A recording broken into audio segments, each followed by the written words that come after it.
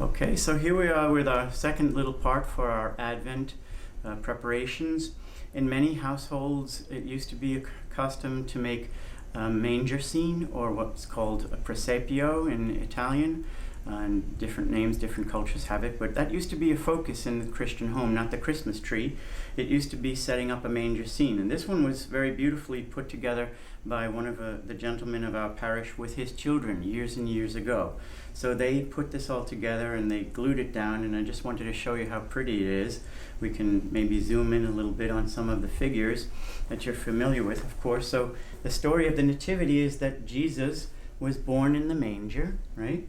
And there's Mary and Joseph, his mom and his foster dad, the angels, which sang about the glorious birth, and we have the animals who were always, of course, in the manger. We have shepherd and sheep that came to see the baby Jesus.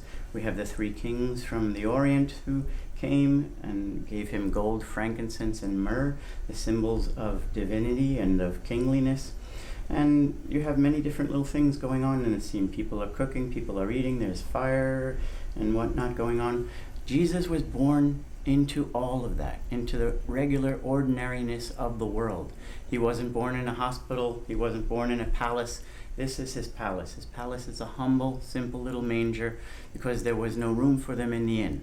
So God is a humble person when he's born as a human being, to show us that we too should follow suit and that we should be part of humanity. We should be a part of all people. We shouldn't be holding ourselves away from one another or think that others are better than us, or we're that worse, or they're worse than us.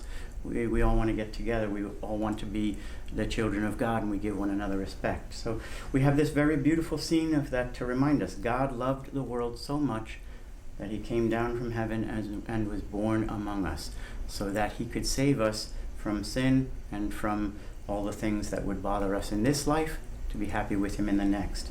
I want to have a word to our parents. I have a couple of little mangers here that I want to show you. This one was from my Nana, who was born in 1888. So this is from probably the 1920s. You can see there's some figures missing because as a little kid I probably broke them off, but it still plays Silent Night, Holy Night. It's one of my treasures for the Christmas season. But when my nieces and nephews who are little, they come and see it, they want to touch it right away.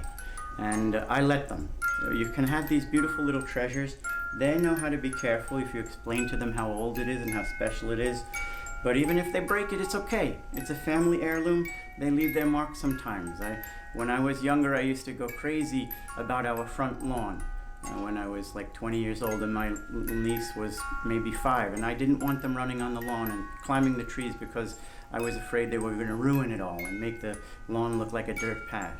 Now, I'm 30, 40 years older, and my niece now, who is 38 and has 3 small sons of her own, and my nephew, he's 36 and has 2 kids, and I let them get away with murder when they come to visit my house. They can climb the trees, they can run all over the grass, they can put candy on the floor, and I don't get mad. My niece and says, "What? Who is this guy? Who is this same person?" And it doesn't seem like it, but you learn. When you get older, you learn, of course, wisdom, and part of that is that let the children have their fun. I was always wanted to touch different things in different people's houses, and sometimes they wouldn't let you because they thought you would break them. But we need to learn how to do those kind of things and be respectful and have fun. And then this one, look how small this is. It can fit in the palm of my hand. I got that in Germany a number of years ago when I went to visit the Christmas markets. And it's a very little special thing. I just keep this one out all year. And then another very special item I have. This is a bell from my other grandmother. See, this is over 100 years old. So yeah, I could break it very easily, but I let everybody touch it. And they ring the bell, and we remember the holidays, because those who we love who aren't with us anymore, they're still part of the holidays. We know that our faith tells us we're all going to be gathered together in God's house. And that's what we're preparing for. We're preparing for that salvation. Jesus came down from heaven to bring us with him into the glory of God. And one day we're all going to be there, and we're going to have so much fun, so much peace, so much joy, so much justice, everything that God wants for us. That's why Advent is a really, really hopeful season.